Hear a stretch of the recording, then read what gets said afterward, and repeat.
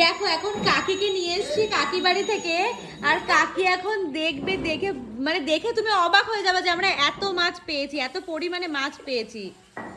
দেখো শুধু, এই দেখো, খোলো খোলো, এটা খোলো, দেখেছো? এইটা খোলো, এই হাড়িটা খোলো। ওরে বাবা, না এটা তো বড় মাছ। হ্যাঁ এটা সব বড়। রে এমন লাফাচ্ছে দেখো, এত শক্ত এদের। আজকে তুমি রান্না করবা, ঠিক আছে? কাকি কিন্তু দারুণ রান্না করে।